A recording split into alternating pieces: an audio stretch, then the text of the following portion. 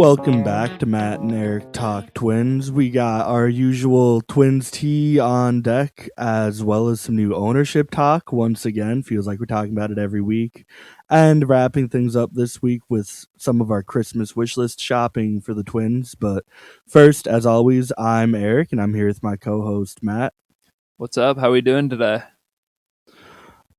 I am excited for our holiday Twins. They look like they're starting to kick the tires on multiple fronts, so hopefully we are going to continue to have a lot more to talk about. But for today, I think we're starting with this surprising ownership transition. Matt, did you see any sort of rumblings or any ownership transition in terms of the Polads coming?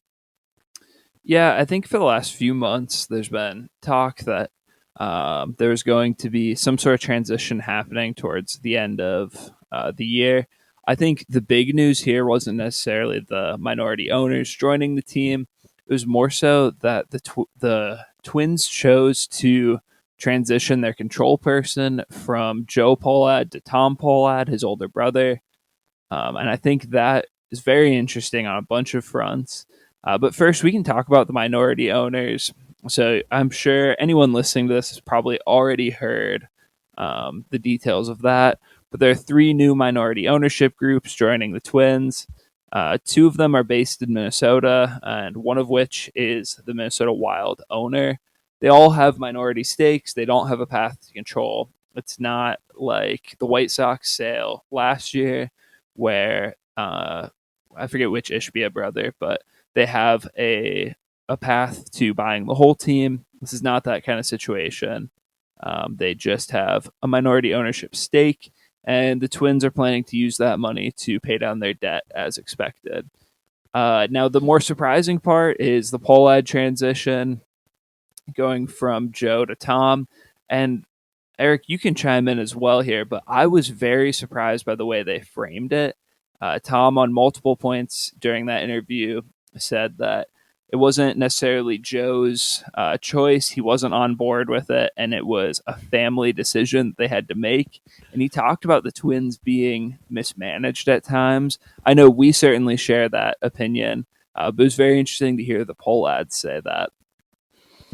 Talk about a Christmas miracle. We have a long ways to go for the Polads to build back our trust, but to me, this is a phenomenal first step. I think that the ownership transition from Joe to Tom caught more than Joe off guard. I hadn't really heard any sort of rumblings about this across the Twins fandom, and I'm excited because even if they haven't done anything yet, Tom came in and he at least said the right things. He admitted to previous fault from the Polads. He admitted that change was needed.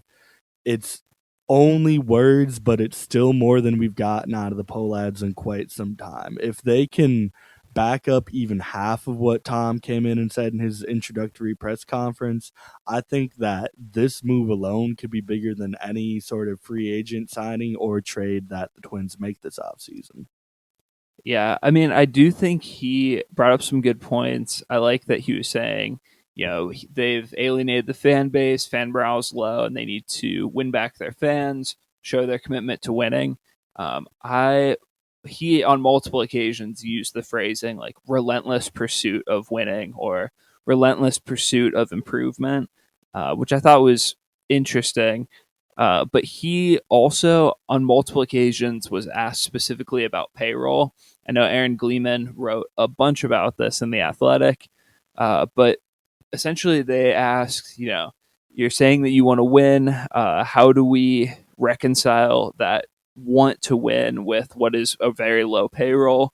We're lower than we have been in years past.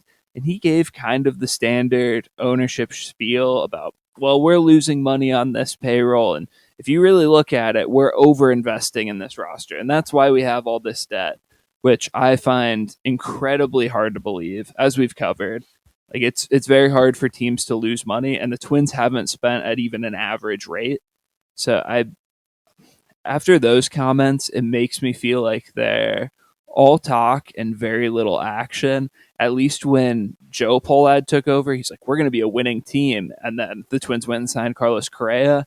It sounds like Tom Pohlad is just saying, well, we need to win and we need to win back the trust for our fans. And that's going to happen with us winning on the field. How are you going to win on the field? We're going to do the same things we've been doing. Okay, great. Thanks, man.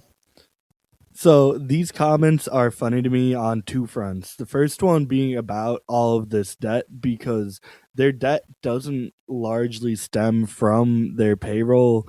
Their debt started up and has grown since the 2020 COVID season, when the Twins made what I think is a very admirable decision to continue to pay all of their staffers around the team. They paid all of their minor leaguers through the lockout.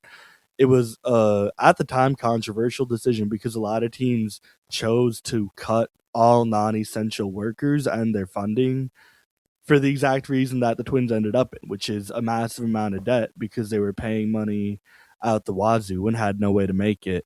But why not own up to that? That is an admirable reason to be in debt and an understandable situation. So why would the Polads try to blame our roster size and our roster payroll for their debt in the first place?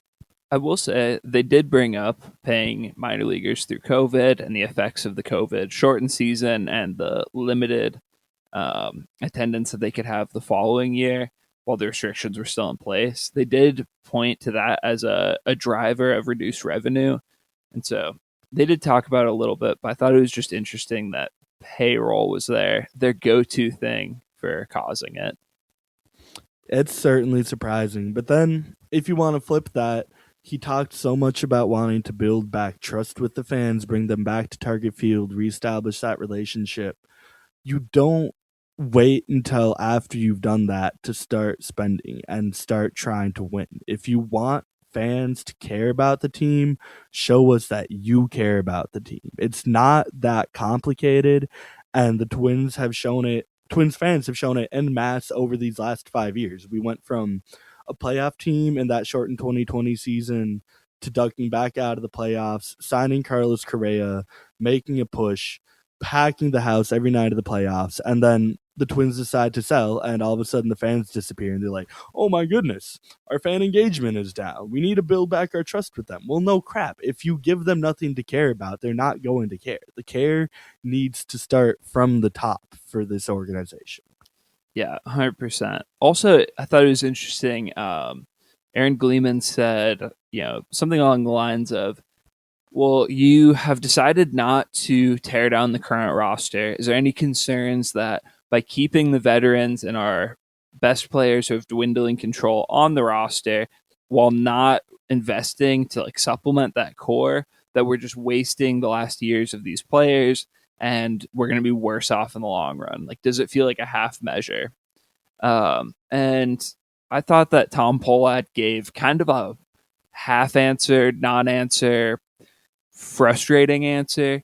He said that he is not a guy for half measures. He likes to take big swings. He said something to the effect of, "You'll get to know me, and you'll know I like to. I'm a go big or go home guy." It's like, okay, great, man. Show us. Go big, please, or actually, please I go would not. home. Please go home. Yeah, I would not mind seeing him go home at all. Yeah. So he basically was just like, yeah, I'm a go big or go home guy. And yeah, we talked about tearing down the roster, but we owe it to our fans. We owe it to these players to try to win. It's like, all right, then go try to win. Like, invest then. Don't keep them around and not invest. Or like, if you're not going to invest in the team, trade the players. If you're going to invest in the team, keep the players and spend some money. And it seems like it is a half measure as much as he doesn't want to admit it. And he also, someone more directly asked him, where do you see payroll falling? Do you think the Twins have some room to add, bringing on these minority owners? And he said, we're not in the position to add 50, $60 million onto our payroll. That's just with the landscape of how things are. I don't see that as realistic. But we could get back there. We have to win fans' trust first. It's like, dude, if you want to win fans' trust, spend $50 million and fans will trust that you care about winning again. Don't be like, yeah, we have the best interests at heart. We want to invest in this team and then not invest in the team. Like, that's nonsensical. So to me, this is where the Twins have a chance to really take advantage of the unique talents and abilities offered by their new minority owners. Particularly, I'm really excited that they got Craig Leopold into the mix because he's been doing this on a successful level with the Wild for a while now.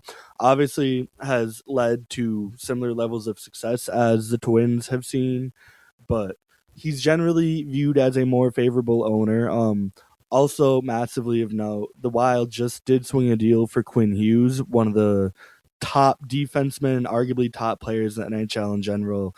That's not our territory to cover, but what all this means to me is they at least have one minority owner in the building that understands it now. He understands how to build a culture in Minnesota, how to build a team in Minnesota. And even if the Polads came out and said, this is not a full sale of the team, we don't plan to have a similar path to ownership like the Ishbia set up in Chicago, you still can't help but wonder and maybe dream a little bit that if the Polads do decide to change their tune again in a year or two and sell at that point, that this might cement Craig Leopold as a front runner to also go snatch up the Twins, something that I would not mind seeing. I will say the Twins did emphasize in this press conference that Craig Leopold is purchasing a much smaller percentage of the Twins than the rest of the minority owners. They didn't name exact numbers, but kind of the sense that I've gotten is that Craig Leopold's not owning a large percentage of the Twins. He's more in like an advisory capacity. And honestly, I don't know enough about Craig Leopold's finances to know if purchasing another large organization like the Twins would be feasible, but that definitely would be interesting. And also, I will note the NHL has both a salary floor and a salary cap. So there's sort of a forced level of parity throughout the league where you kind of have to spend the same as your competitors. That doesn't exist in baseball. It's part of the reason we're so frustrated with the Twins because they're spending at such a lower level than their competitors that puts them at a massive competitive disadvantage. And that's something that the NHL owners don't have to worry about. If you want to flip that to try and make it a positive again for the Twins, the floor salary floor is something that has been thrown around a lot at the recent CBA talks about labor. Similar situation with the salary cap. So if this is a direction that the MLB does ultimately go in, it's seeming like it won't happen still because neither side really wants to budge.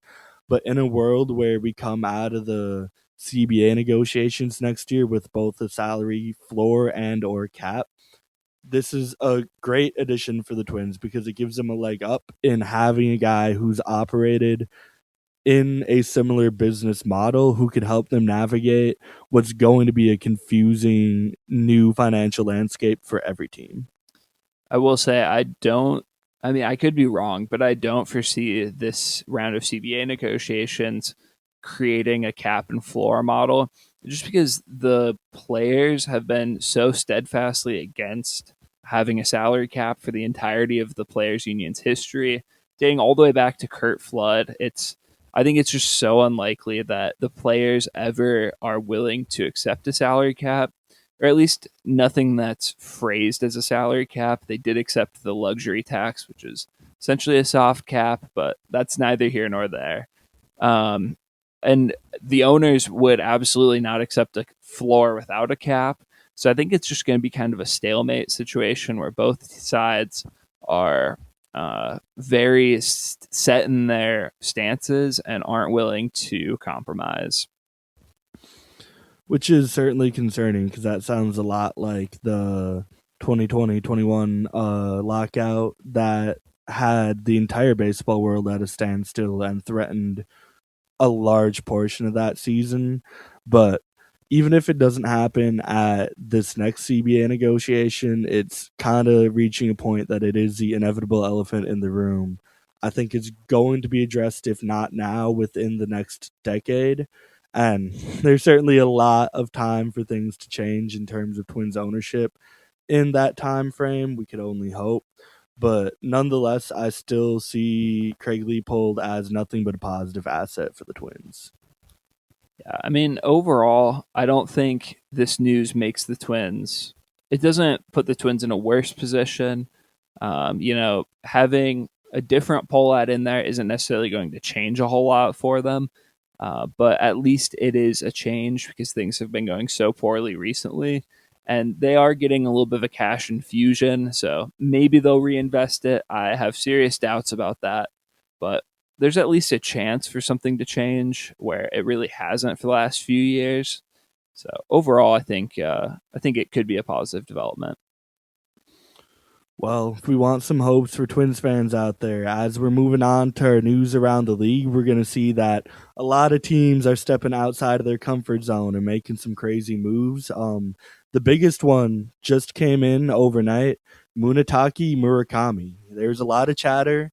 His original posting deadline was Monday at 5 p.m., that there hadn't been a lot of conversations around the league, that he didn't seem particularly close to signing, and now we kind of understand why. After coming in with a projected deal sitting around 8 years, 150, 60 million, depending on where you're looking, Murakami ends up signing with the White Sox for a 2 year, 34 million deal.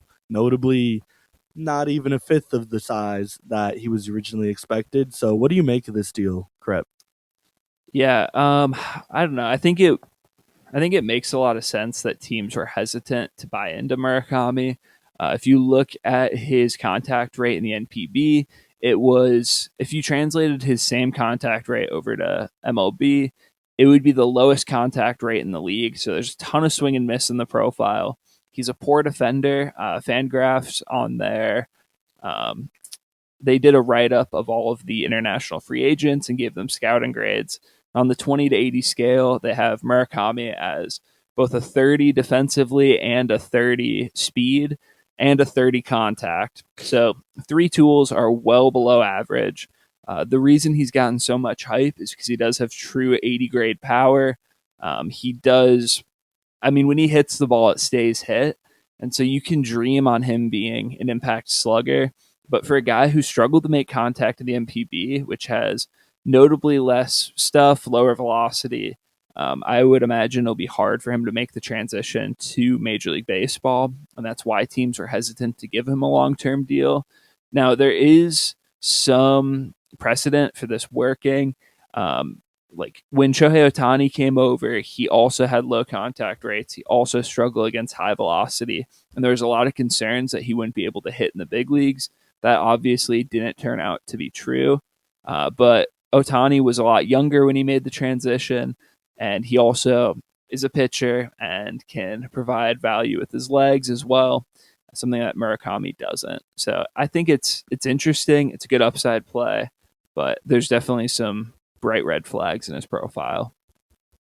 Certainly. And to add some statistical context to those red flags, this is an excerpt straight from The Athletic on Murakami's signing. Per Fangraphs, Murakami's contact rate against fastballs 93 miles per hour or greater is only 63% since the 2022 season. And in 2025, his contact rate against secondary pitches was only 51%. So to me, this deal ends up making a lot of sense for especially the White Sox, a team that just needs something to go right. But if teams were truly concerned about those contact numbers, I think this is a fantastic deal for both sides. It gives Murakami a 2 year deal, which means he'll have an extended runway to get his feet wet in the MLB, learn to live with this speed of pitching. And maybe it is just a true adjustment that he has to make. As a lot of other people pointed out, the NPB just doesn't have the high end velocity, the plethora of flamethrowers that we're starting to see the MLB spawn in. And Murakami, despite not being as young as Ohtani was when he came over, is still only 25, which is also crazy to think about as he's already an 8 year vet of the NPB, meaning he's been playing since he's an adult. But 25 is not a super old age. That is still an age that a lot of prospects are debuting at. And it gives reason to believe that there's a chance for him to figure out this contact issues. But I also don't blame any MLB teams for not being willing to dish out such a massive deal for something that is such a true uncertainty. Yeah, I think the landing spot, the contract makes a lot of sense. If it doesn't work out at that point, the White Sox can cut bait. They've spent $17 million a year on 2 years where they're not expecting to contend, and they are just out the money, but they at least add some upside to their roster. And if it does work, well, now you have a star hitter to add to a young lineup. Maybe you work out an extension, or you can get a big haul in a trade for him. So I think for the White Sox in particular, it makes a lot of sense. And it also makes sense that a contending team like the Red Sox, who've been tied to first base additions, weren't necessarily willing to give Murakami a big deal or a starting spot because you just don't know how it's going to work out. Certainly. Looking at some other news around the league, Brandon Lau on the move. May or may not have been predicted by the Matt and Eric Talk Twins pod first, but unfortunately, he's not coming to Minnesota. Instead, the Pirates are adding not only Brandon Lau, but also Jake Mangum and Mason Montgomery, all for the low, low price of Michael Burrows. So, what are we making of this deal? Yeah, my initial thought on this was I love it for the Pirates. Mike Burrows is a pretty solid prospect who debuted last season. He looks like a ready made fourth or fifth starter, and he still has 6 more years of control. He's the kind of guy that every team is looking for. Controllable starting pitching. You can option him. He can eat innings for you, although he doesn't work super deep in starts, so eat innings with an asterisk. He's a talented pitcher and one that's controllable. Every team wants him. But for the Pirates, who have a stable of young arms, a lot of which have much higher upside than Burrows, it made sense for him to be kind of the odd man out as they look to supplement their offense. And they did that by adding Lau, a guy who's always been an above average hitter. Yes, he gets hurt a lot and he's not a great defender, but he's by far their best hitter on the roster now. Mangum is coming off a pretty productive rookie year. I would expect for him to be their fourth outfielder. Not a lot of thunder in his bat, but he's a good defender and he steals bases. And then I think the piece that really cemented this as a great deal for the Pirates is Mason Montgomery. He's a left-handed pitcher that throws very hard, has a good slider, gets strikeouts at all levels, and he just needs to find the strike zone more consistently. If he can do that, he could be a high-end setup man or even their closer of the future. And so I think adding a middle-of-the-order bat, a fourth outfielder, and a potential high-impact reliever who has options left is a great price for a guy that you don't expect to be more than a fourth or fifth starter. It is another entry to me in an addition of many confusing deals surrounding these fringe fourth, fifth starters, maybe with some upside. Another deal that we'll be getting to later. But it's fascinating. So the kind of unspoken part about this deal is the Rays getting back two prospects from the Astros to make this deal complete. Neither of those guys are top 100 prospects nationally, but were both generally viewed as two of the best prospects in the Astro system. Certainly, even if they're not well appreciated nationally, big pieces of what the Astros had to use to make deals. And like you said, Mike Burrows is a fine fourth or fifth starter right now. You could throw him in opening day into the rotation and feel okay about it. But Mike Burrows isn't a game changer. Mike Burrows isn't taking the Astros from being a playoff contender into a World Series contender, from a wild card team into a division winner. But they still gave up the best assets that they were able to facilitate this deal. So it's starting to become kind of impossible to ignore the value that these pitchers are bringing back on the market. And it makes it, to me, more and more frustrating with each passing day that the Twins are not jumping in on this surprisingly, I would say, surplus value. Yeah, I mean, I think Mike Burrows compares pretty similarly to like Simeon Woods Richardson. Woods Richardson has more of a prospect pedigree and has one less year of control, but he has an established track record of being a serviceable fourth, fifth starter. He works deeper into games than Mike Burrows, which is saying something because Simeon Woods Richardson only averaged a little over 5 innings per start this past season. But I think any contending team that is kind of up against it from a payroll perspective, but needs to add at least someone to start every fifth day, maybe not a playoff starter, but just a guy who can keep them into games and not let whole games get away from them. Just a guy who you can expect to be a solid starter. I'm trying to think back to like former Twins guys. Um, he can be your Dylan Bundy or a half step above like a Dylan Bundy, where it's a guy that you can just expect to be serviceable for 5 innings every fifth day. And I think a lot of teams would have interest in that and be willing to part ways with something interesting to get him. Shout out Chris Archer, Minnesota Twin, the roller coaster of a year that was as well.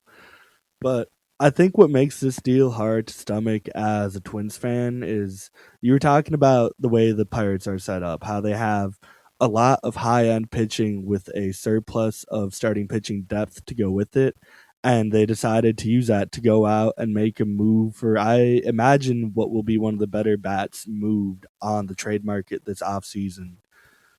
And the Minnesota Twins have a lot of high end pitching with a lot of starting pitching depth surplus and certainly needs to fill in just any sort of offensive gap on their offense. We've talked at length about the ability to be flexible positionally so that the Twins could just target the best possible bat upgrade that they could go get on the market. To me, this Brandon Lau deal represents everything the Twins could have and should have done. I understand this maybe came at a tough time for them as they were working on finalizing their minority ownership, the transition from Joe to Tom, and everything else going on. But especially in the off season, the phones never stop. People are always making moves, always making deals. And this is something that the Twins were never linked to, and maybe they never were going to be able to meet the just salary price of a Brandon Lau, which is only at 11.5 million. But the fact that we haven't even heard them linked to a Brandon Lau or any similar profile bat on the trade market, I think still speaks volumes to where we're at right now. Yeah, I know. I mean, Brandon Lau also, I feel like there's a case to be made that he doesn't have a whole lot of surplus value. He's a guy that struggles to play even 100, 120 games per year. He has chronic back issues. And over the last few years, he started striking out more and walking less. He still has great power, but he's not a good defender at second anymore. I think there's a lot of reasons for concern here. And for the Pirates, who are just devoid of any hitters in general, it makes sense to add him. Even if he has to move to first base or DH, he's still going to be their best hitter. For the Twins, where, yes, they have an opening at DH, especially if they move Trevor Larnach, I don't know that Brandon Lau at 11.5 million would have been the best investment they could make. But I agree. I would like to see them add another bat somewhere. And this was one avenue that's just no longer open. There's certainly going to be a lot of concerns coming with a guy that I believe is on the wrong side of 30 now. I think he's like But 33. either way, yeah, the bar for the Twins to get better on offense is so abysmally low. I don't have the exact number right in front of me right now, but Fangraphs did just release their WAR projections for 2026.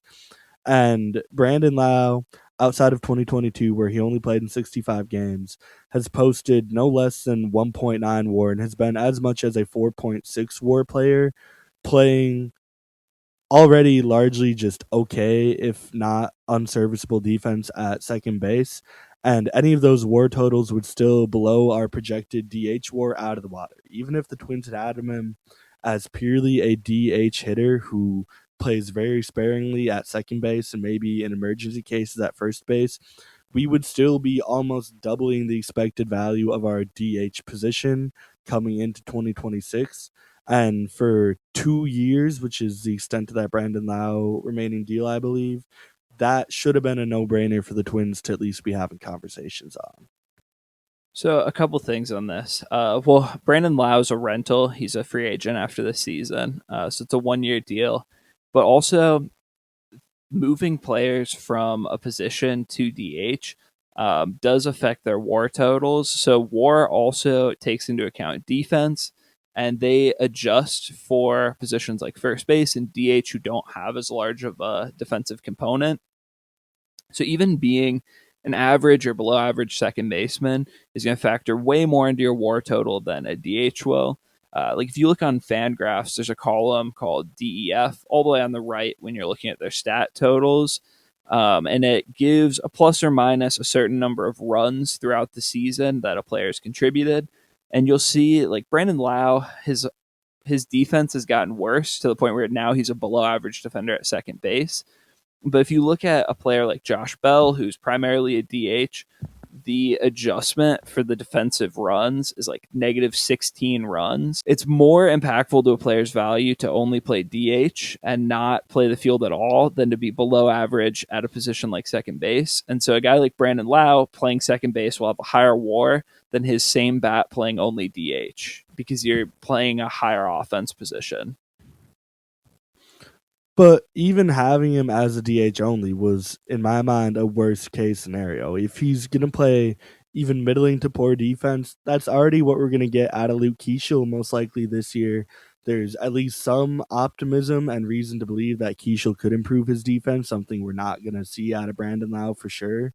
But to me, this was the perfect marriage of low total commitment with him being on a 1-year deal and very high floor, which is something that I think this Twins offense lacks, especially. There's a lot of young, promising guys that could come up and make some noise this year, but out of the team that we currently have on the 24 man, there's not a lot of reason to feel confident or safe that we're going to hit well.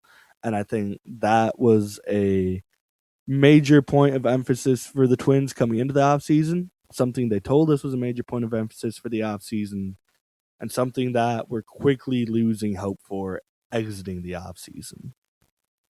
Definitely see where you're coming from. I will say Brandon Lau's projected for only a 106 WRC plus next year. That would be an upgrade over a guy like Trevor Larnach if he's DHing, but it's suboptimal, especially if you're committing probably about half of your total offseason budget to him.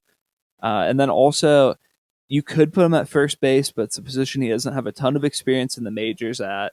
And I would prefer, if we're going to be spending $10 million on another first or another bat, I would prefer it to be someone who can play first base and get Josh Bell out of the defensive alignment.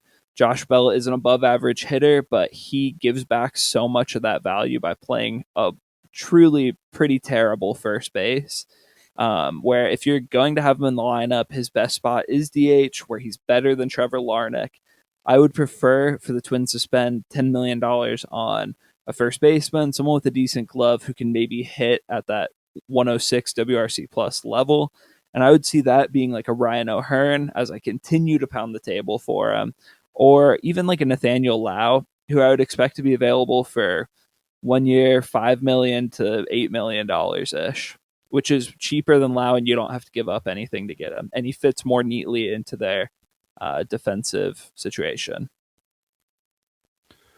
I certainly see some value in picking out of the scrap heap here for the Twins, but if we want to come back to talking first base additions, we may as well talk about our last big move of the week. The Orioles finally struck for starting pitching, as everybody in the league expected, but it was with, once again, the Rays first. They sent Shane Baz, I believe I pronounced that right, to Correct. Baltimore in return for Baltimore's number 6th, 10th, 11th, and 30th ranked prospect in the O system, plus the 33rd pick in the upcoming draft. So how do we feel about this trade on both ends? And it's a trade that we could hopefully see the Twins emulate with Baltimore. Yeah, I mean, as much as the Rays, I feel like, lost the Brandon Lau trade, they gave up a lot to really add two okay but not great prospects. I feel like they made it all back with the Shane Baz deal. They traded away a guy who has a super high ceiling. He was a very highly touted prospect. He struggled to stay on the field, but you can definitely see where the O's think they can make some adjustments and turn him into a frontline starter. He still has exceptional velocity. He has a great curveball, and he's a guy that you could see put it all together. But giving up 4 top players or top prospects for him, including their most recent first round pick and a supplemental first round pick in this next year's draft, it's a very steep price for him.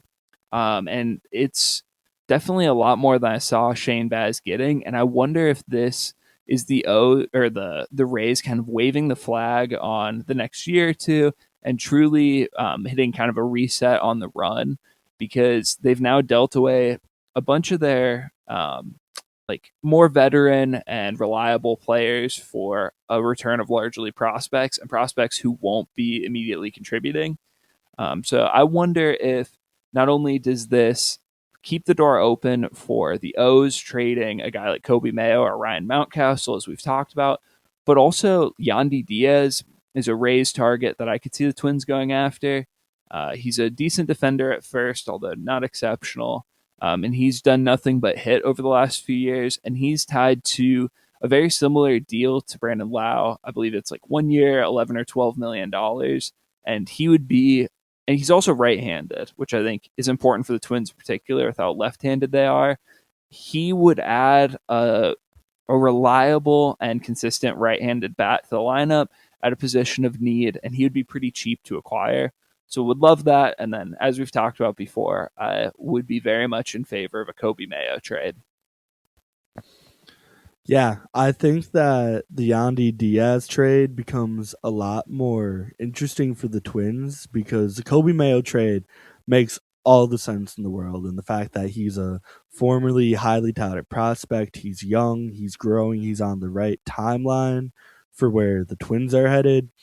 Yandy Diaz is not really any of that, but he is still, as you just mentioned, a definite upgrade for the Twins at first base. And if he is on the move, he's another guy who I believe is free agent after 2026.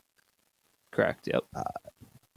So he's a free agent after 2026, meaning he's a small commitment for the Twins to make. It is at a $12 million price tag, but if the Rays are trying to tear it down, if they're okay being bad this year, if they want to maximize their return, you could certainly see them being willing to pay down some, if not most, of that deal. And the Twins have just as many, I would say, intriguing arms as the Rays just gave up in Shane Baz to make such a deal happen. Where I think that if the Twins wanted to pivot off of Kobe Mayo, they could definitely go get Yandy Diaz for a probably cheaper price than you're going to get Kobe Mayo at. But I think this deal sets the floor nicely for the Twins to dive into the first base market now, kind of knowing where teams that they would be likely trade partners with stand in terms of valuation. Yeah, I guess we haven't really talked about Yandy Diaz all that much. I kind of assumed that the Rays would hold on to him because the Rays are always kind of trying to contend. But looking at Yandy Diaz's contract more, it looks like he is around for this next season, but then he also has a club option in 2027 for $10 million. So an acquiring team could potentially get 2 years of Yandy Diaz for $22 million, or if he doesn't play well this year, it just turns into 1 year and $12 million. And I guess Yandy's defense has fallen off a bit in the last few years. He back in 2022 was roughly an average defensive first baseman, and that's fallen off considerably to the point where this past year he was worth negative 19.8 runs at first base. That is suboptimal, but he more than makes up for it with the bat. You know, we talk about Josh Bell giving back most of his production offensively on the defensive side of the ball, but Yandy Diaz this past year was a 135 WRC plus. And in the 3 years before, it was 120, 163, and 145. He just hits. That's all he does. He gets on base. He has some surprising pop. He just hits the ball.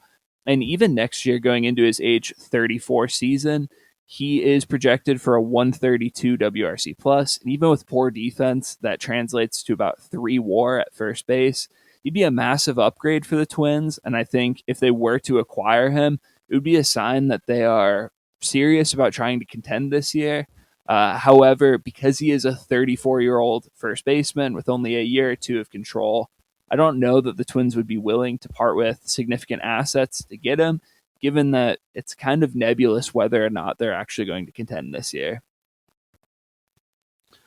So a fascinating part of this Yandy Diaz deal as well would be that the 2027 club option turns into a fully vested guaranteed 13 million deal for 2027 if Yandy Diaz were to hit 500 plate appearances in 2026, which is something that he has hit every single year of his career since 2020, which obviously he wouldn't have hit with the COVID shortened season, but also a number that ideally he would be hitting if he stays healthy for the Twins. So that definitely changes the calculus a bit because we're going from a controllable 1 year deal with a club option to potentially having to shell out some actual serious money for a 35-year-old Yandy Diaz. And who knows if he will even have the chops in him to play first base at all at that point. I will say those conditional options are super easy to manipulate from a team perspective. If a guy's not playing well and you don't want him back for the next year, you can just stop playing him, and then the contract doesn't vest. It gets hard to do if you don't have an heir apparent available, or if it's kind of a borderline decision where like this guy's still producing, he's still obviously our best first baseman, but we don't want to give him $13 million next year. Then it gets tough. But if he completely turns into a pumpkin, they can always DFA him or just ramp down his playing time to the point where that doesn't become an option. But I think if you're making this deal for the Twins, that's your primary concern is he has shown no signs of regression with the bat. He might be getting a little bit old, still pick it at first base, but generally 34, 35. We've seen a lot of hitters be able to maintain an elite level of production into that age range. And maybe he does have even more trade value at the end of this year if he continues to produce than he would if the Twins acquire him and they could redeal him next offseason if they don't want to hold on to him. But I think that if you're trading for Yandy Diaz, your expectations is he's going to be good enough that you're going to want him to get 500 plate appearances. So I think you need to consider that vesting option as more of a likelihood rather than a tool for the team to play around with. But either way, I fully agree that this is an easy move at a low cost if the Twins want to put their money where their mouth is and start to earn back the trust of their fans, like Tom Pohlad has been talking about. This is a perfect middle ground for them to start with. Yeah, I do just wonder how expensive he would be because yes, he is an older first baseman, but he does have a track record that a lot of other first basemen don't have, and he is being paid at under a market rate.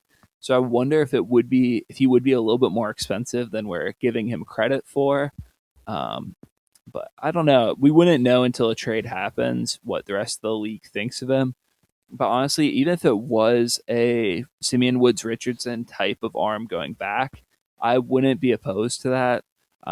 Just because he gives such a big upgrade, and the Twins have other options to backfill SWR's rotation spot, where I think it makes more sense to add the premium bat versus keep all of these starting pitchers around when not all of them can start. So a little food for thought here. We want to bring this Baltimore trade back into the fold, into the focus. If the Twins are functionally given the opportunity to either trade for Yandy Diaz or Kobe Mayo, they're obviously not going to do both. We'll put the Yandy Diaz price at, say, an SWR level arm. I think that would be where conversation on Yandy Diaz should start if you're the Twins. And for Kobe Mayo, we could see them realistically asking for David Festa or Zebby Matthews or an arm that we have reason to be more optimistic with. Which opportunity are you more excited about as a Twins owner, as a Twins GM, if you're calling the shots? And which one would you be trying to get done for the Twins? I think either one would be a good deal. I am still a Kobe Mayo believer, but he comes with some risk. And the risk for Kobe Mayo is that he just doesn't hit, and he's honestly a pretty useless player at that point. He's all of his values in his bat. And for guys like Zebby Matthews or David Festa, we don't know if they're going to be able to start. They've shown flashes, but the fallback option is that they can just go to the bullpen and they're going to be above average relievers, or at least you hope. And then with Simeon Woods Richardson, he kind of is what he is. I think the concrete's kind of dry on what he's going to turn into. He's just a fourth or fifth starter. And Yandy Diaz, is just a middle of the lineup first baseman that you have for a couple of years. So if you're looking for the more surefire bet, and honestly, if you're trying to contend this year, I think it's a slam dunk to trade SWR for Yandy. And if you're looking more at the long term, and you're willing to gamble a little bit, I think taking the risk on Kobe Mayo is one that could pay off in the long term. But that was a long way of saying I think I would prefer to deal SWR for Yandy. That's interesting because I think I would definitely take up the opposite side. I think your analysis is spot on, but my idea is that the worst thing that you can be in any sport is a middle of the pack franchise. And my concern if the Twins add Yandy Diaz is they're going to be exactly that. They're going to make a wild card team maybe if Yandy Diaz comes in and continues to do his thing, if Josh Bell can rediscover that second half form he had last year, if things break perfectly for the Twins, they could maybe even be talking about competing for the division title, but that doesn't feel sustainable yet. I think that while there's more risk to a Kobe Mayo deal because you're giving up better players, I think that teams at the Twins position, teams that are generally viewed as a bad team right now, that need to make significant moves to get good in the future, I would rather take big swings and have big misses if that's the result of it, because then you're at least dealing in terms that can actually change your franchise. Whereas I think Yandy Diaz would be exciting and fun, but wouldn't really change how I feel about the Twins moving forward. Yeah, I think that's a totally fair thought. I don't know. I guess it just depends on what your view of the Twins is, and if you think they're serious contenders this year. By a bunch of projection systems, including Fangraphs, the Twins currently project to be roughly a 500 team. And so if you're adding a 3 WAR first baseman, and then you're able to put Josh Bell into a position where he's more likely to succeed, you can maybe deal away Trevor Larnach for even just salary relief or a usable reliever. I think it makes the Twins maybe closer to an 84 win team, which would, I think, significantly change their outlook on the season. At that point, you're maybe in AL Central contention, you're maybe a wild card team. And so I think the Twins are at a point where adding kind of a modest upgrade in Yandy Diaz does have an outsized impact. And they're the kind of team that it makes sense to pursue these moves. But also, if you're the Twins and you expect this year to be mostly sorting through all of the young bats and all the young arms that you have coming up or have acquired recently, and you don't expect to contend, then maybe the Kobe Mayo deal makes more sense. It just all depends on what their vision of the future is and how seriously they want to contend for this season. Certainly. So, kind of an underlying theme across all of these deals that we've been seeing this offseason is that there's not a lot of talk about them. There's not been a lot of buzz, a lot of hype. This has been what I would call a quiet offseason. We've had some deals go through, but even the ones that we have had have came and went without a lot of speculation. Pete to Baltimore largely came out of nowhere. Edwin Diaz to the Dodgers was, I would say, surprising to many. Most of these trades are trades that have been talked about as hypotheticals, have been pointed to as areas of need that would make a lot of sense for teams to make deals on, but they have also came relatively surprisingly. And then you look at who's left in free agency. We haven't even begun to narrow down the markets for guys like Alex Bregman or Kyle Tucker. And I have heard next to nothing on markets for major players still, like JT Realmuto. Framber Valdez's market doesn't seem to be moving. Even guys a little bit farther down the line, like Shota Imanaga and Zach Gallen, who, as far as I've heard, has only been wrongly reported to the Cubs. So, do we have any sort of idea? Do you have any sort of logic that you think might be behind this slower, quieter offseason? Yeah, I think the main thing that a lot of people point to is the impending or expected lockout coming next year. Teams are unsure of how much money they want to commit to guys going forward. Obviously the star players, guys like Bo Bichette and Kyle Tucker, I would still expect to get massive long-term deals because that's just the cost of doing business when you're going after the elite players. But I think that second tier of stars, but not ones you particularly expect to age the greatest or are going to bend over backwards to get, could be impacted. Especially for the big spending teams, there might be increased penalties for going over the luxury tax. There might be, in an outside chance, there's a hard cap. There's things that teams can't necessarily control for right now that might make them hesitant to give out these long term deals, especially for players who are not perfect or aren't true superstars. It might be hindering their value. And for those players, they're not willing to accept a lesser rate just because of market uncertainty, because they can look at years past and say, I'm better than that player. I should get paid like him, even if there isn't necessarily a team willing to do that.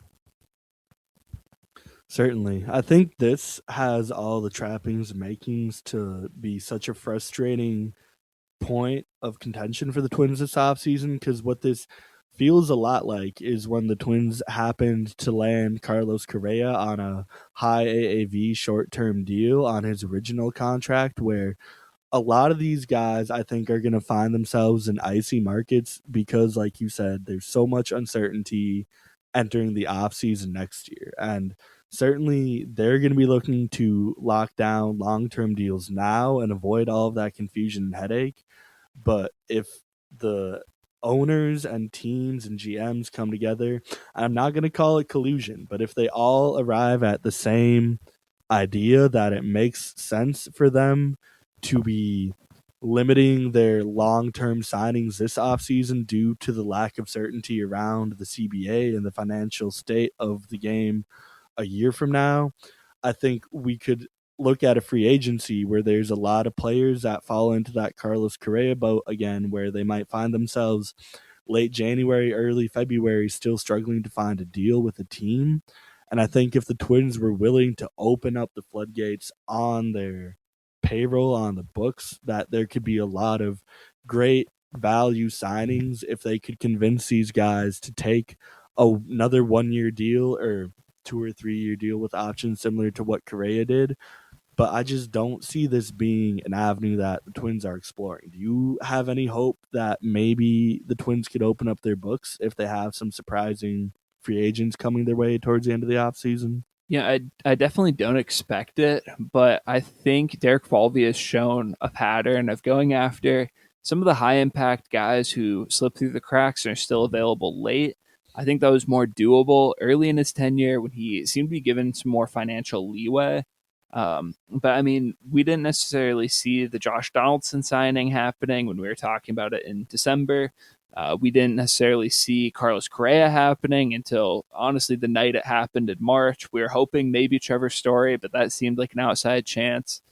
And so I think Derek Falvey can't necessarily be counted out on these big moves. But just given the remarks of ownership and just generally where the payroll has been the last few years, I wouldn't expect it to happen. Certainly, it's not the answer that I think Twins fans are hoping for, but it is the realistic answer. If we want to get into the land of fantasy, though, it's the holidays, Christmas right around the corner. We're recording this Sunday, the 21st, 4 days before Christmas. So why not find out what's on our Christmas wish list? We're going to go through a few deals, maybe some trades, just general thoughts on the Twins. And we try to pride ourselves on staying fairly realistic, staying logical.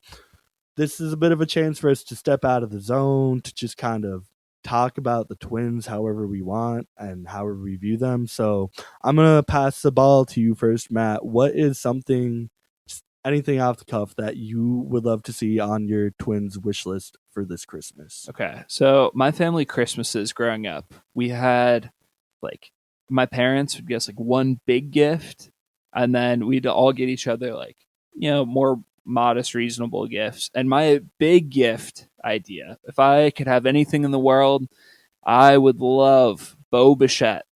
I think he would fit the Twins so well. They could move him to second base where he would probably be an average or a little bit above average defender. There's also questions about Brooks Lee. He could be the shortstop over Lee. Yes, he's probably going to be a negative defensively, but he's such a good hitter that it makes up for it. And he's a guy that I would expect to age fairly well because so much of his value is around his bat, which has seemed very consistent and just generally above average, or even if he has to move down the defensive spectrum, he's going to hit enough to be a viable player. And I think in an infield mix that's so uncertain for the Twins, he just fits them very well. But again, not expecting that to happen, but it could. Well, it really couldn't. But if it did, it would be awesome. And then for a smaller, more reasonable gift, I'm just going to continue saying what I'm sure everyone out there is sick of me saying, but I would love for the Twins to sign Ryan O'Hearn. I think he's going to be available at a pretty modest 1 or 2 year deal. He's a good defender at first base. He's a left-handed bat with pretty neutral platoon splits. He's just an above-average hitter that will bolster them defensively.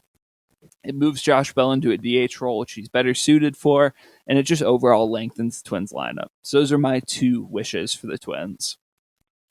I have to say, I was really waiting for you to say that your secondary realistic wish was for Trevor Larnach to magically be off the roster tomorrow, but Ryan O'Hearn fits too. I mean, if Ryan O'Hearn's on the roster, then Trevor Larnach will not be. No, that's certainly true. I like the approach you took with that. I would say I had a similar Christmas experience growing up. Santa got the big wish. There's no way that this dream could possibly come true. And then every year, Santa still somehow delivered.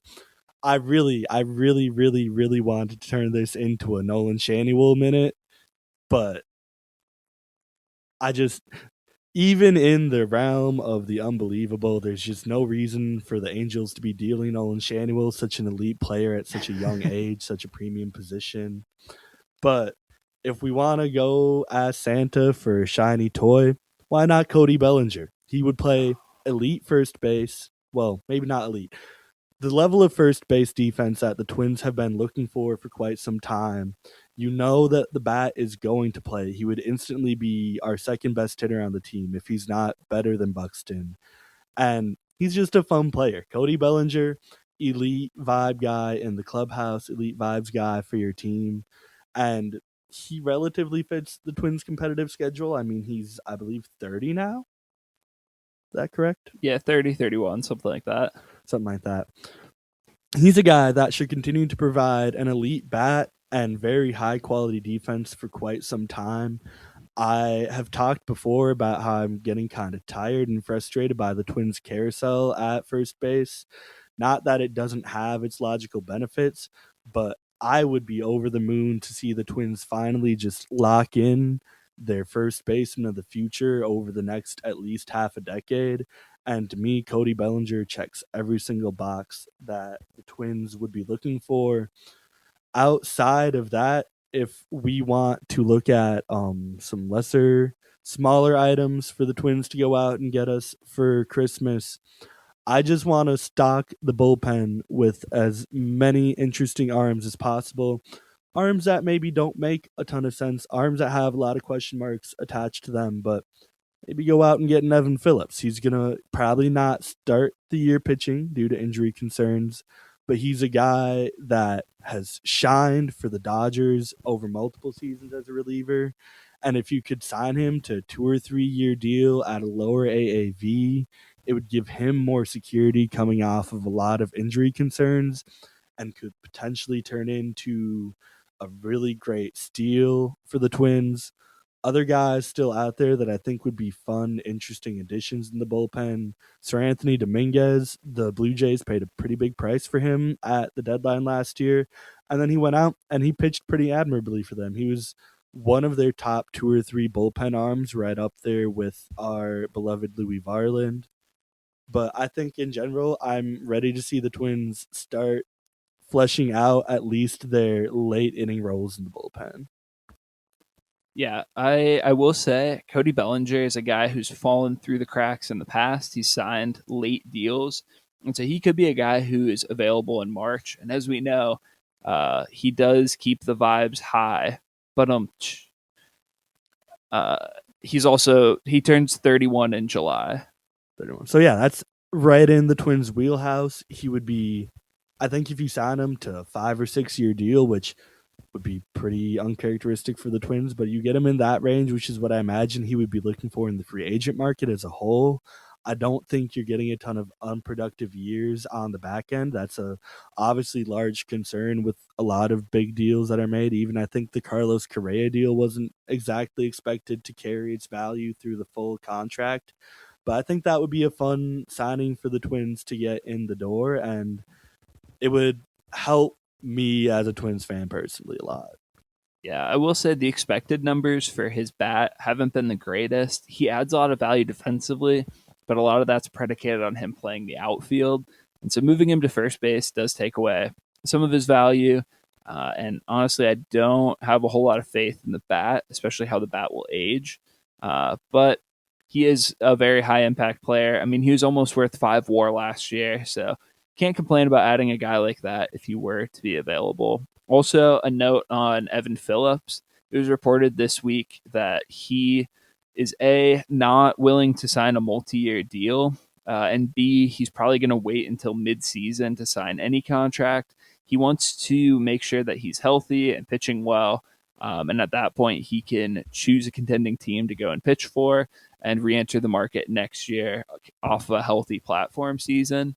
So agree with you that that's the kind of impact or the kind of move it makes sense for the Twins it's to make, buy low on an impact reliever. But it sounds like that won't be an option with Evan Phillips. Certainly, though, we could expect them to be that contending team at the middle of the season that he would be interested in signing for, right? Uh, Maybe Trevor Richards will sign. Yeah, I think Trevor Richards would be a little too good for this current Twins bullpen, but hey, he could set the standard. So, a little cherry on top to round out your holiday podcast. Fangraphs gave us an early Christmas present with their Fangraphs WAR projections for the 2026 seasons. They have WAR projections for all 32 teams at every position, broken down player by player. And the Twins, I believe, Matt, you said they rank 18th in total projected WAR entering 2026. Correct. In between the Cubs and the Diamondbacks. Not terrible company to keep looking at last year's outcomes, at least. So, obviously, our WAR projections are skewed a lot more heavily towards our pitching side. That's where a lot of our value is going to come in. But some notable WAR projections. Fangraphs loves Ryan Jeffers. They think that with more of a full time role, they have him at 2.5 WAR, and us getting 3.3 WAR total out of our catcher position, something I think would be amazing. And they have Luke Keeschel, a guy that a lot of Twins fans are obviously also really high on, pushing his way towards a 3 WAR season at second base. What are some of the things that stand out to you, Matt? Yeah, I think really it just highlights not only the Twins' weaknesses that we've talked about at first base and DH, but also the strength of their pitching. So currently, the Twins have the number 11 ranked starting pitching group. It's headlined by Joe Ryan and Pablo Lopez with 3.4 and 3.2 WAR each. But now below those two, it's 1.7 for Ober, 1.2 for SWR, 1.7 for Zebby, 1.4 for Taj Bradley, and zero point 0.6 for Mick Abel. And then they have David Festa mostly pitching out of the bullpen in these projections. So I think that really just shows how deep our starting pitching group is. And a lot of these WAR projections as well are for pretty modest innings loads. For example, Taj Bradley is projected to put up that 1.4 WAR in only 98 innings. So I think you could reasonably say that if you had Taj Bradley or Zebby Matthews projected out over 160, 180 innings, they could maybe be a 2.5 WAR starter, which is very good. And I have a lot of faith in this Twins rotation. Even if they do have to move some guys to the bullpen, they have a lot of arms. And I think that further leans into our thought that probably one of these guys will get traded at some point. Maybe not this offseason, but if the Twins are in contention at the deadline and they have a clear hole elsewhere on the roster, I could see a pure baseball trade where they're bringing in another bat somewhere. And I think Bailey Ober is probably the most likely to be that guy on the outside. Also, another clear deficit, a spot that we haven't talked about a lot because it is so expensive to upgrade. But the Twins have the number 27th ranked shortstop group in the league. It is their worst position by a good bit. They have Brooks Lee getting the lion's share of plate appearances at over 600 and being worth 2.1 WAR. Again, that WAR total is a bit inflated just because the shortstop position is so hard to fill and play defensively. And so it's hard to be an everyday player and put up less WAR than that. But they don't have faith in his glove or his bat pretty much at all. What I really appreciate about these Fangraphs WAR projections is it gives us tangible physical numbers to demonstrate what we've been trying to outline all season. As you mentioned, the 105 and 98 innings pitched for Zebby and Taj Bradley are fairly low numbers. That would represent, if they're averaging 5 innings per start, about 20 starts for Zebby and about 18 for Taj Bradley. And it's not that I think either of those guys end up making such few starts. I think it's that Fangraphs rightfully just can't really decide who's going to make up the back end of this Twins rotation.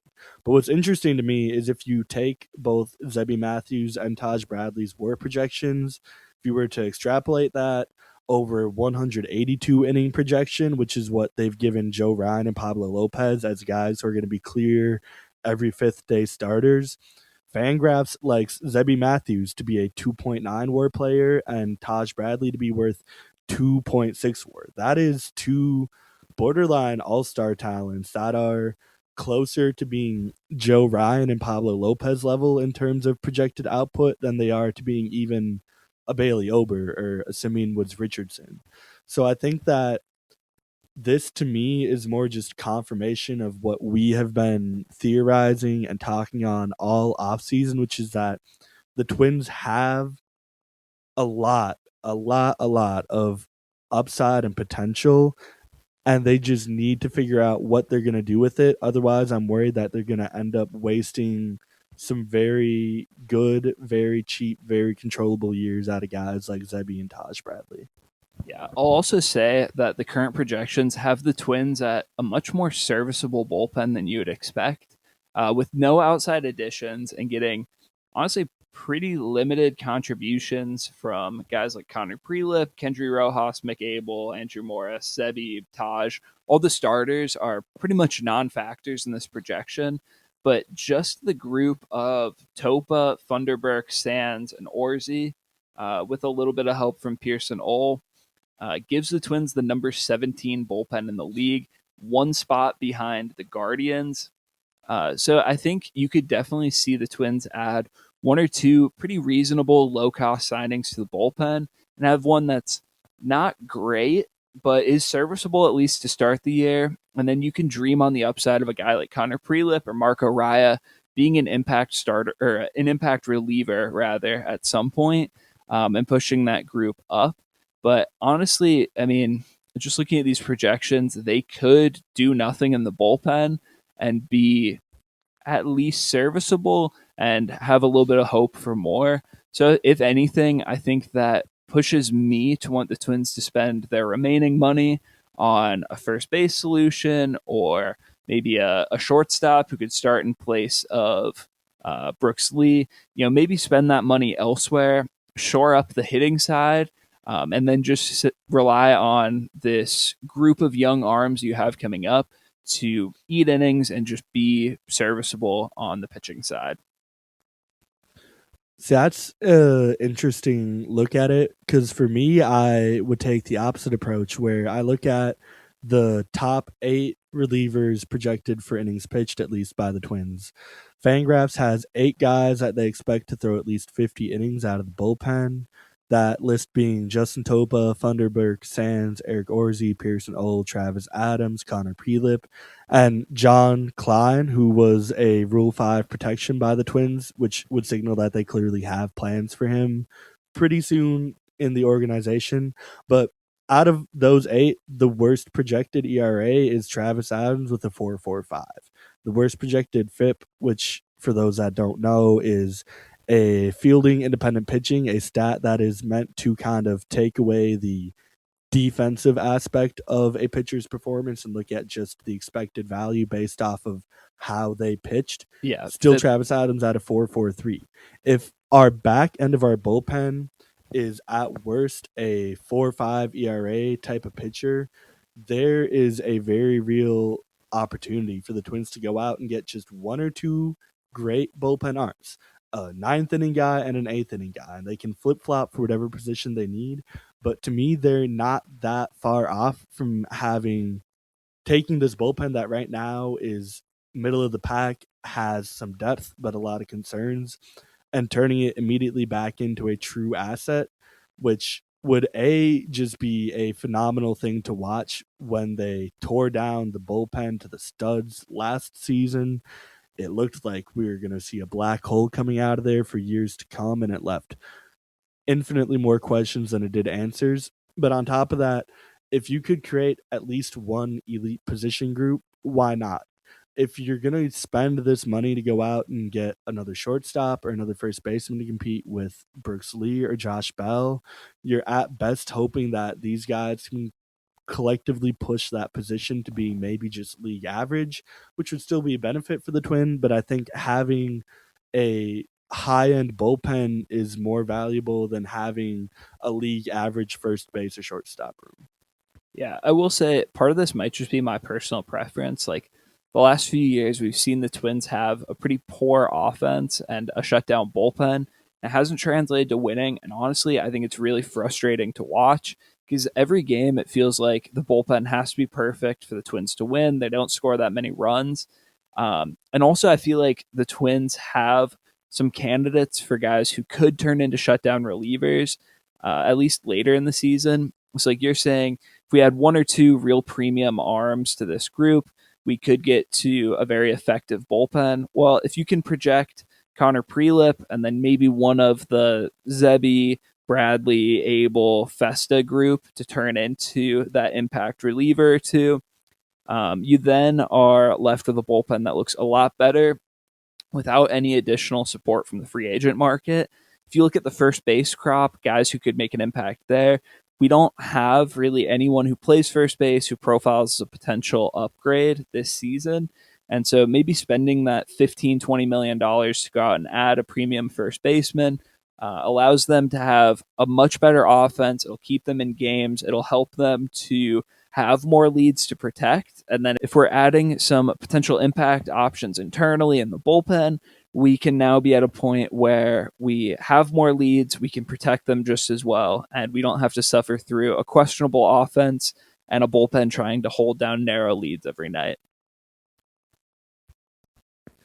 Yeah, I mean, you're certainly not going to have to work hard to convince me to believe in Connor Prelip. Covered it before. I have a lot of hope for the guy, but I do think that Fangraphs additionally does kind of underproject some of the guys that I would hope to see being more heavily involved in the bullpen this year. They only have Andrew Morris throwing 28 innings, and they only have Marco Raya throwing 22. But both guys are projected for pretty solid to even good numbers. They have Andrew Morris at a 3.91 ERA. If he could come up and throw to that type of success, I see no reason that he's not immediately one of the Twins' staple guys in that sixth to seventh, eighth inning stretch where you're not shutting down the game yet. But I think anytime that they're looking at a longer game or a bullpen game, I think if guys like Andrew Morris and Marco Raya are going to come up and throw that well, I would be stunned to see them not get a bigger piece of the bullpen. And then I think that I could start to buy into the bullpen vision that you have, Matt, and I would be more okay with a shortstop or first base edition. Yeah, I also think that sometimes projection systems don't adequately adjust pitchers' projections when moving from the rotation to the bullpen. For example, when we're looking at like David Festa, he has some innings pitched divided between the rotation and the bullpen, but given his shoulder injury this past year, Fangraphs is only projecting him for about 50 innings, which I would take the over on. It sounds like he's going to be healthy to start the year. Let's hope it stays that way. but his projections as a starting pitcher versus a reliever are really not all that different. And he's one of the key guys that I would expect his stuff to tick up in the bullpen. He already has a very good fastball slider changeup mix. And if we see all of those pitches tick up a half grade in the bullpen, he could be a really filthy reliever. And he's one of the guys that I would have the most confidence in being a late inning guy. And in this projection, he's only throwing 28 innings of roughly 3.9 ERA ball worth 0 WAR. And I think he could easily be closer to a 3 ERA guy and pitching towards the back end of a bullpen. Certainly, I think that the numbers that Fangraphs just put out for us would bear similar logic to what we just put out. So, thank you, Fangraphs, for delivering us a little bit of hope over the holidays, giving us a rosier outlook than we've probably been carrying over the off season. And with that, we are at the end of our episode. We appreciate you guys tuning in. Obviously, off season doesn't stop just for the holidays. Neither do we. You'll catch us back here next week covering all the news that drops over this Christmas week. For now, you can find us on Spotify, on YouTube, on Apple, anywhere you get your podcasts. You got any last words for us, Matt? No, let's just hope next year's better than this past one. It certainly will take absolutely nothing to reach that bar. So I'm Eric. For Matt, this is the Matt and Eric Talk Twins podcast. Thank you for listening.